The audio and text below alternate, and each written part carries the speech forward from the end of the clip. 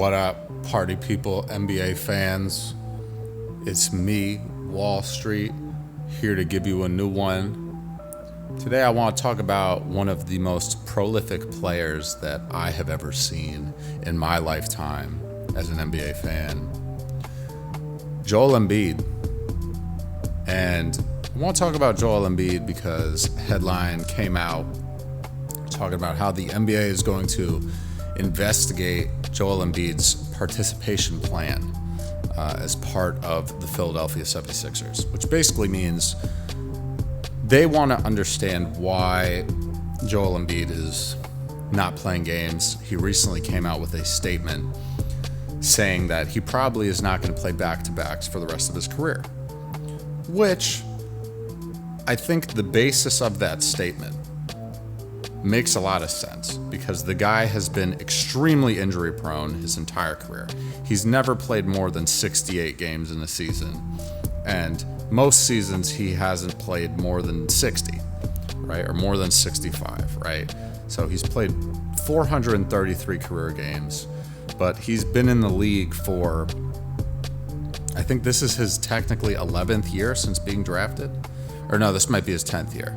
I'm not sure, but 433 games over 10 years is not a lot, right? You should be playing more games throughout that time span. But with the amount of injuries that he's had, and like a lot of people forget, like he sat out his first 2 years in the league, right? And that was also part of the Sixers, like trying to tank and get as many good players as possible, aka Ben Simmons, which clearly that did not work out for them in the long run, but here we are. So I think the reason the NBA feels the need to investigate into this is because it's starting to feel a little bit similar to the situation that Kawhi Leonard had. But for me personally, I don't think Joel Embiid and Kawhi Leonard have a similar take when it comes to this type of situation, right? And recently it's also come out that Kawhi Leonard's knee is like really f***ed up, so it's made a lot of sense why he's kind of been held out for a lot of the games that, you know, maybe he's wanted to play in, you know, and a lot of people just kind of throw shade as in like Kawhi doesn't want to play, which on some level I think Kawhi doesn't necessarily want to play all the time, but I do think he also has injuries. I don't think it's just, oh, I don't want to play because I don't want to play. That's clearly not going to fly with any organization. And I think it's the same situation with Joel Embiid. I think he wants to play, but I think the Sixers are like, well, look at what happened to us last year. We were trying to play him a lot and get him to play. He wound up getting injured. I think in that game against the Warriors, you know, he was trying to kind of force himself to play so he could be in contention to get the MVP award. Obviously, that didn't really pan out in his favor. He only wound up playing, I think he played 39 games last season. Did not play a lot. But he averaged nearly 35 points a game in those 39 games. So he's an exceptional player, but he's also an exceptional like physical specimen in terms of the world, but even in the NBA where, you know, behemoths and giants are normal. He is 7 feet tall, maybe 7'1". He's probably at or near 300 pounds, and he moves very quickly for a man of that size, which can put a lot of pressure on your body, can really, you know, kind of with your knees, your joints, all that stuff. So I can understand from the Sixers' perspective, like this is their franchise, right? Like Tyrese Maxey's great, Paul George is great, but Tyrese Maxey's not a 7 foot, you know, 300 pound center that can face up and do pretty much anything on the court. Paul George is getting older. Paul George is also very injury prone. He's not playing the season opener either, you know? So I think what the NBA's issue is that the same thing that kind of, you know, spurred off of Kawhi Leonard's whole load management movement, you know, with the Clippers. I think they're worried that, you know, fans are paying good money to come and see these games, right? And especially if you're in a big market like Philly, New York, Boston, Miami, Dallas, Houston, LA, what have you, it's even if you're not in those markets, tickets are still expensive. NBA tickets are crazy expensive. Like, I just bought some tickets for me and one of my friends to go to a Nets game. That was hundreds of dollars, right? And like, we got good seats because we both really enjoy basketball and go into things like that. But like, you know, even if you're trying to get nosebleeds and stuff, like, those tickets alone are still going to be $50, and you can't even see the players. It's like you're looking at ants when you're in the nosebleeds, right?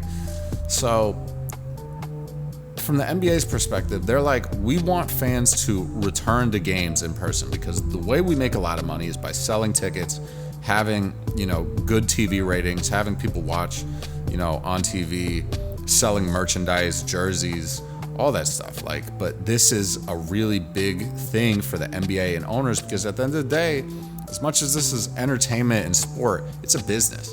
People got to make money. And if the people at the top aren't making money, they're going to make sure that they do everything in their power to make sure that they can get the money that they want, right? So if people are buying Sixers tickets, I'm guaranteeing you a lot of them are planning to come and see Joel Embiid. And him outright saying that he's not going to play back-to-backs a week before the season starts, that's going to piss some people off. So if I were Joel Embiid, I would have been like, hey, coaching staff's going to handle it. It is what it is, right? And Joel Embiid's an honest guy, so I don't think he meant to do any harm or damage. Like, he's probably hurting all the time playing basketball and stuff, so I can get it from his perspective. But like, the NBA just does not play that anymore. And they're going to make sure that if you're signed to a team, like, you better be playing, right? And I get it from other players' perspectives too, where they're like, hey, I'm like fighting for a spot. Like, if, you know, if a team signs me to a contract, like, I'm playing every game, right?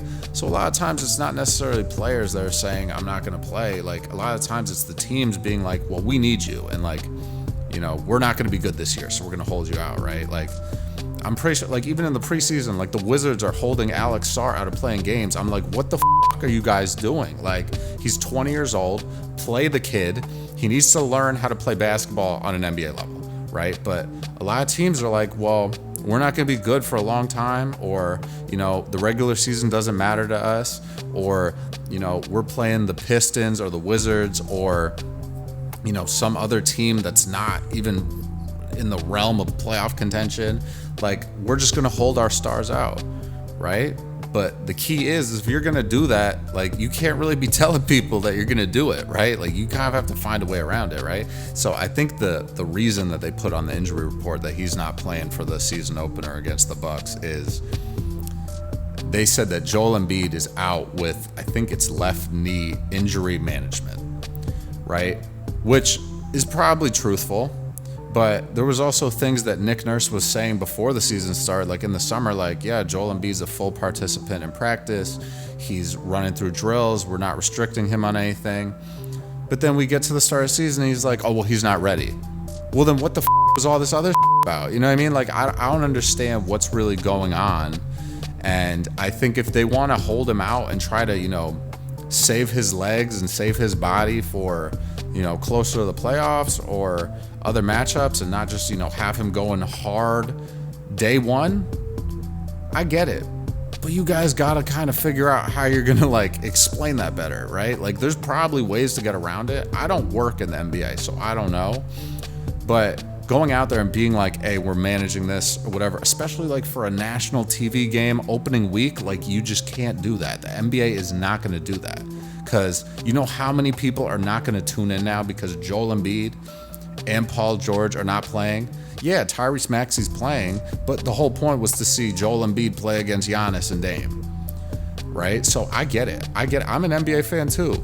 I make all these videos. You guys think I don't watch basketball? I watch as many basketball games as humanly possible. So when I saw that news, I'm like, oh, that kind of sucks. I'm still gonna watch the game because I love the NBA, right? But there's a lot of more casual fans, which is the majority, where they're not going to watch the game anymore, right? Because they're like, oh, the player that I wanted to see is not playing, right? So why am I going to watch? You know, it's just Tyrese Maxey. The Sixers are going to get blown out, yada, yada, whatever, right? Which might not be the case. They might win. I'm recording this right now before the game even starts, so you guys can comment on this after when I post this video and tell me, oh, well, Tyrese Maxey dropped 70 on him. Oh, I hope. That would be awesome. But yeah, what do you guys think? I want you guys to let me know in the comments below. Like, do you think the NBA is overreacting? Do you think, it's smart for them to kind of do this thing and, let Joel Embiid kind of, rest his way through the regular season? It's interesting, right? So I want to know what you guys think. For me personally, I get what the Sixers are trying to do, but if you want to do it the right way and avoid controversy, you got to figure out a better way to do it. So I'll catch you guys with the next one. I'm super hyped that the NBA is back. This is what I love. This is what I'm about. So I'm going to be talking to you guys a lot more throughout the season as we get towards Christmas, as we get towards All-Star, as we get towards playoffs. We're going that whole way together. So looking forward to it. I'll catch you guys with the next one. Dose.